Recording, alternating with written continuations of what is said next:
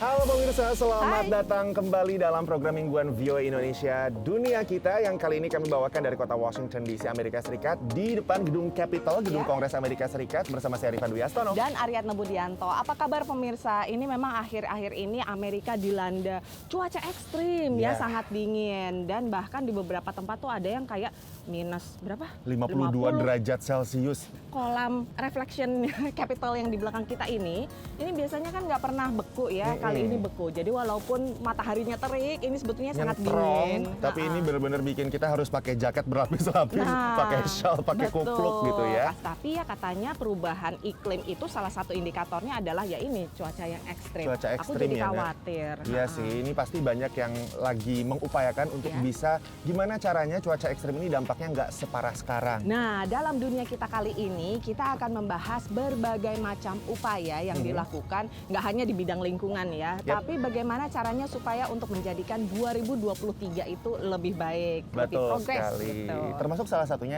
soal yang namanya teknologi semikonduktor atau chip yang misalnya mungkin dirasakan sama teman-teman yang pengen beli mobil bekas. Kok mahal ya sekarang? Karena pasokan mobil barunya langka. Karena chipnya sedikit atau mau beli barang elektronik gitu kan, kok jarang ada yang tersedia gitu di counter karena itu dia masalah chip yang minim ini. Nah, Amerika Serikat tuh sekarang pengen mencoba untuk menjadi produsen chip atau semikonduktor biar mandiri nih, nggak bergantung sama negara lain. Nah, salah satunya yang dilakukan oleh negara bagian Arizona. Dengan raksasa chip Taiwan TSMC membangun pabrik di utara pusat kota Phoenix, perusahaan Intel memperluas operasinya ke tenggara kota dan pemasok dari seluruh dunia bergerak masuk. Kawasan ini telah menciptakan ribuan pekerjaan baru. Sejumlah karyawan baru TSMC direkrut dari universitas-universitas Amerika dan dilatih di Taiwan. Di Mesa Community College, para mahasiswa di bootcamp teknisi semikonduktor mempelajari berbagai peralatan dan penyelesaian perintah kerja. I've always been a bit of a tech geek, so I saw the opening and I was like, that sounds like something interesting I would enjoy doing. So I'm just exploring it.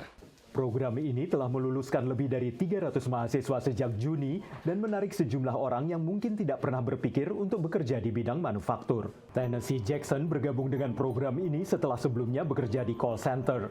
Ia baru mendapat pekerjaan di Intel sebagai teknisi semikonduktor. What inspires me is technology, knowing that every single person needs it. Untuk memenuhi permintaan tenaga kerja dari sektor semikonduktor yang berkembang di Arizona, ada ruangan seluas 3.700 meter persegi di Arizona State University, tempat mahasiswa, perusahaan, dan usaha rintisan bisa melakukan inovasi perangkat keras. Ini bagian dari pendekatan Arizona untuk menarik sebagian dari pendanaan semikonduktor senilai $52 miliar dari Undang-Undang Chips and Science. Chips and Science Act is a once-in-a-lifetime opportunity. This is the moment. This is the moment to build out capabilities, infrastructure, expertise. We're bringing this capability back into the U.S. You've got to have a workforce ready to engage it. Dengan 30.000 mahasiswa teknik, Arizona State adalah perguruan tinggi teknik terbesar di Amerika dan pendorong untuk memenuhi permintaan generasi mendatang. How do you teach in a way that you weren't taught? That is, you have different strategies for the way that you reach students, and how do you do that? That's a constant conversation here. Mahasiswa doktoral dari Kazakhstan Mark Lee belum tahu apakah ia ingin bekerja di perusahaan yang mendirikan pabrik dekat Arizona State tempat ia belajar. Ia tertarik menemukan bahan baru selain silikon untuk chip komputer. Want to solve problems and want to create technologies that will be commercialized and very quickly, just a couple of years. Menurut kalangan pembuat kebijakan, pengetahuan serta keahlian seperti itulah yang dibutuhkan oleh Amerika Serikat. Dari Arlington, Virginia, saya Helmi Yohanes dan tim VOA. Ya pemirsa, setelah yang satu ini kita masih punya cerita-cerita lainnya yang akan mengupas cara-cara dan upaya-upaya untuk membuat tahun 2023 itu menjadi tahun yang lebih baik. Mulai dari skala komunitas, negara bagian, sampai juga nasional. Betul. Jadi jangan kemana-mana pemirsa, tetap di Dunia Kita.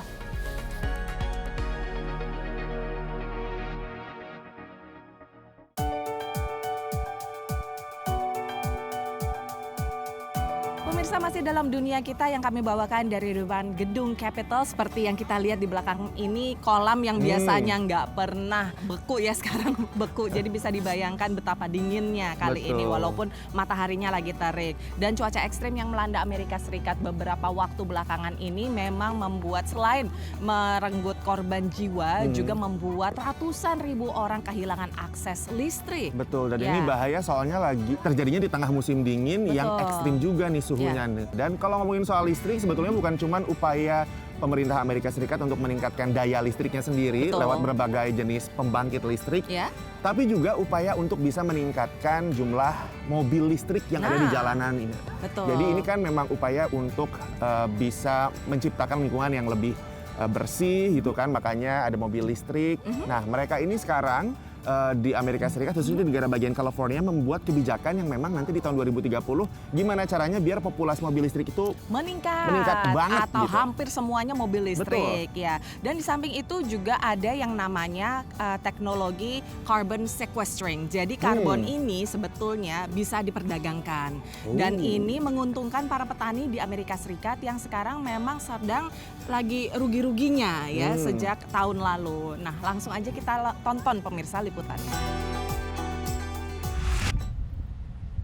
Harga kebutuhan pertanian seperti benih dan pupuk mencapai rekor tertinggi. Ditambah naiknya harga BBM membuat petani Amerika seperti Mark Boston harus ganti strategi. We have cut back a little bit on inputs with this higher price, or try to be smarter about how we do things. We have played with cover crops to varying degrees of success. Every year you get different weather challenges. Satu teknik yang sukses diterapkan adalah no-till, yaitu membiarkan tanah tidak diolah atau digaruk setelah panen. Ini membuat gizi juga karbon menumpuk di tanah. Cara ini selain lebih hijau, juga bisa menghemat ongkos karena lebih irit pupuk. Tapi ternyata ini tak cukup untuk mencapai untung di tahun 2022. Maka Mark bereksperimen dengan carbon farming, bekerja sama dengan Locus Agricultural Solutions yang produknya bisa digunakan untuk membantu tanah meningkatkan kandungan karbon, mempertahankan air, dan mengurangi ketergantungan pupuk. We pay the grower a fee to get the data. Then we also do the soil sampling for that grower. So in that process, we are actually measuring the carbon for the grower through soil sampling. Program Carbon Now menghubungkan petani dengan pasar karbon, di mana mereka bisa menjual karbon sekuestrasi, yang jika dibiarkan bebas di atmosfer, justru bisa mengakibatkan pemanasan global. The big companies that have a big carbon footprint have to offset that in some fashion. So we use a third-party blue chip company that actually merchandises the carbon. Basically everything I do is what I think is right for the land. Peserta Carbon Now lainnya adalah John Nergena, yang tidak hanya menerapkan no-till, tapi juga berternak. Integrating cattle on the land helps break down the stuff to get the carbon in the ground. And so if you're going to be competitive in that market, you've got to do everything you can to minimize your costs. Mark berharap investasi pertanian karbonnya akan untung, bukan hanya dari berjualan karbon, tapi juga naiknya panen kedelai dan jagung. Tapi ia menyadari seperti semua hal dalam pertanian, carbon farming belum tentu sukses. Studi oleh University of Illinois memproyeksikan pengeluaran lebih besar dan keuntungan lebih kecil dalam anggaran pertanian 2023 dibandingkan 2022. Ditambah krisis di Ukraina yang membebani suplai dan harga global. Dari Glasgow, Illinois, VOA. Mobil hibrida bensin listrik Toyota Prius yang diperkenalkan di Jepang tahun 1997 adalah pelopor kendaraan hemat bahan bakar. Namun Museum Otomotif Peterson memuji Tesla yang memulai pasar kendaraan listrik dengan meluncurkan Model S pada tahun 2009 sebagai pemicu permintaan konsumen untuk semua kendaraan listrik. And in our minds, this is the car that changed the automotive industry. The entire sort of electric revolution, as they say today, that nearly every car company in the world is part of, it can all be traced back to the introduction of this car, this model. Tapi Tesla bukanlah mobil listrik pertama. Menurut Brian, mobil Columbia model tahun 1908 adalah salah satu dari banyak kendaraan listrik yang ada di jalan pada masa itu. accounting for about 40% of all cars sold in the United States around the year 1900. They were clean, they were easy to use, they were simple.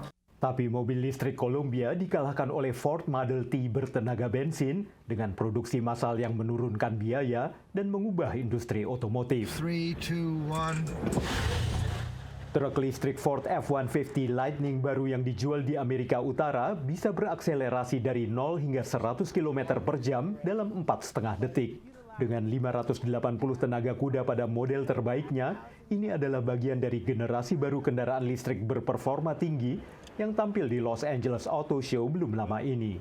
We have the digital display that'll tell you your range, your performance, your tire pressure, and then Truk pickup ini seperti para pesaingnya memiliki fitur keselamatan dan navigasi terkomputerisasi dan bisa menyediakan listrik untuk keadaan darurat.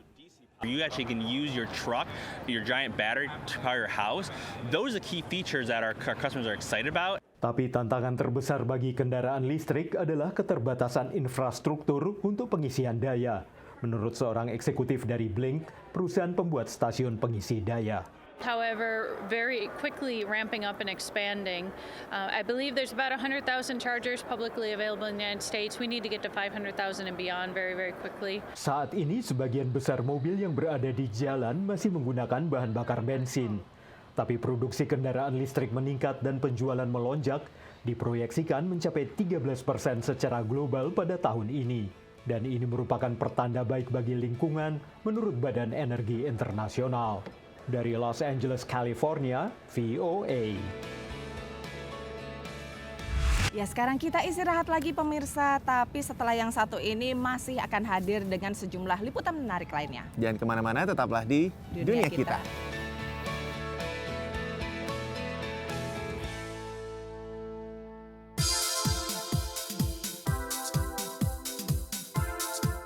Pemirsa, masih dalam Dunia Kita, sekarang udah pindah lokasi, ini di halaman US Botanic Garden. Betul. Atau Taman Botani Nasional Washington DC yang rame dengan pengunjung yang ingin melihat miniatur kereta. Bener. Terutama anak-anak, lucu banget ya. Selain sebetulnya di dalamnya juga ada berbagai tanaman-tanaman ya, gitu kan ya, yang hiasan, unik-unik, menarik-menarik, tapi di luar anggrek. ini betul. Yang nggak boleh kita ambil, jangan diambil ya, jadi petik ya. Tapi di luar ini selama musim liburan ada miniatur kereta itu tadi. Betul. Nah, dari sini kita akan mengantarkan liputan tentang bagaimana komunitas suku asli Amerika berjuang untuk bisa merombak sebuah bendungan yang terletak di Sungai Klamath. Ini di perbatasan antara negara bagian Oregon dan California. Bendungan ini soalnya walaupun menghasilkan listrik ya, tapi merusak lingkungan. Apalagi populasi salmon itu sangat terganggu dengan keberadaan bendungan ini. Itu makanya dibongkar ya. Betul. Nah, ngomongin soal bongkar-membongkar, di Washington DC juga ada satu stadion legendaris namanya Robert F. Kennedy Stadium. RFK Stadium. Betul. Ini adalah stadion yang sangat legendaris karena menjadi tuan rumah berbagai pertandingan bersejarah, tapi karena udah jarang dipakai juga sekarang, akhirnya mau dialihfungsikan, lagi dibongkar, tapi belum tahu nih bakal jadi apa. Yang jelas ini jadi salah satu upaya untuk merevitalisasi fasilitas-fasilitas yang ada di ibu kota Amerika. Bagi suku Yurok yang tanah adatnya terbentang 64 km di sepanjang Sungai Klamath, salmon adalah sumber makanan utama dan merupakan bagian penting dalam budaya mereka. We've had some rough years. I remember having discussions with the Yurok Tribal Council, deciding whether we were going to serve barbecue chicken at the Salmon Festival. Saat ini, suku Yurok memperkirakan salmon di wilayah mereka tinggal 10% dari jumlah semula. Dan ini bermula pada tahun 2002 ketika puluhan ribu salmon dewasa mati bersama dengan spesies lain. Kematian massal ikan ini adalah yang terparah di wilayah barat Amerika Serikat. Then to find out what the real culprit was and what caused it and what could cause it again, then you had a lot of really mad and outraged Indians. 4 waduk yang berjarak 300 km dari sungai bawah Klamath mengalami penurunan kualitas dan volume air. Riset Badan Perikanan dan Habitat Alam AS menunjukkan rendahnya debit air dan suhu yang hangat menciptakan kondisi yang mempercepat pertumbuhan parasit mematikan. 4 waduk yang membendung sungai Klamath adalah milik Pacific Corp yang menyediakan listrik untuk wilayah California. Setelah hampir 20 tahun melawan bersama suku asli Karuk dan Lembah Hupa, suku Yurok memenangkan perjuangan ini. Pacific Corp dihadapkan pada kewajiban kompensasi lingkungan. Departemen Dalam Negeri AS mengestimasi biaya pemulihan lingkungan mencapai $1 miliar AS. Pada tahun 2020, Pacific Corp setuju untuk menutup dam tersebut. But it's the center of my world, right here. We tend to dance the same time in the same places that we have danced for hundreds of years. And so this is home. The river is our life. Proyek penutupan 4 waduk di sekitar Sungai Klamat yang merupakan penutupan waduk terbesar di AS akan dimulai pada tahun 2023. Suku asli Amerika di wilayah akan mengambil peran utama pemulihan lingkungan pasca penutupan bendungan. Demikian laporan VOA. Salah satu ikon Washington DC, Robert F. Kennedy atau RFK Memorial Stadium, mulai dibongkar akhir 2022. Biaya perawatan stadion yang diresmikan tahun 1961 ini terlalu mahal bagi Washington DC. Sementara acara yang berlangsung di sini semakin jarang. Tapi perpisahan bukan sesuatu yang harus menyedihkan. The building behind me has been an amazing part of Washington DC. And so we thought it fitting that we really celebrate the legacy with a farewell RFK Stadium campaign.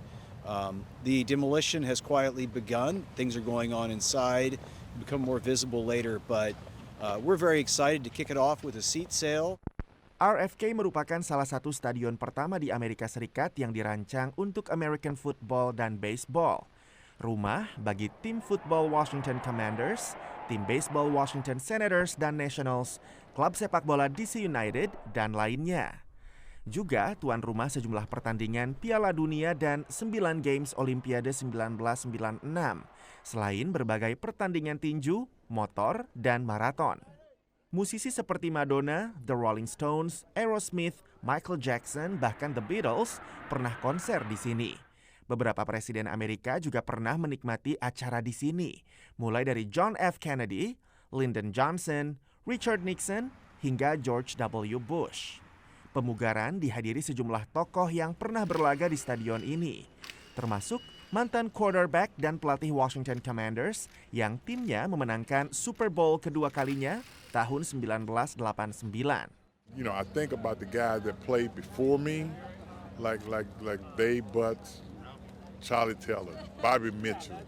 You know, the first black guy to play in this stadium that was allowed to play, and think about the history that we made here. So many guys that played in this stadium, and now, you know, coming down, it's kind of like a bittersweet situation. Kiper DC United Bill Hamid juga merasakan nostalgia serupa. It hurts to see the stadium come down. I got a tattoo of my first game ever as a pro, and it was May 5th, 2010 on this field. And it was the first game we won that season. Sementara itu, Wali Kota Washington DC Muriel Bowser tidak menjawab spesifik akan dijadikan apa nantinya, walau menyebut proyek berikutnya masih akan memberi penghormatan pada Senator Robert F. Kennedy yang tewas ditembak 1968 dan bahwa konstruksi diperkirakan berlangsung sepanjang 2023. Dari Washington DC, VOA. Lewat liputan tadi, tuntas sudah dunia kita kali ini. Jangan lupa kalau misalnya mau nonton lagi dunia kita atau program VOA yang lainnya, langsung kunjungi situs kami www.voaindonesia.com atau nonton tentunya di channel YouTube VOA Indonesia. Betul, dan juga jadi sahabat kami di media sosialnya VOA Indonesia di Facebook, Twitter, dan Instagram. Kalau gitu kita pamitan dulu ya. Dari Washington DC, Amerika Serikat, saya Rifan Wiastono. Dan Aryatna Budianto. Sampai ketemu lagi minggu depan pemirsa. Dadah. Stay safe.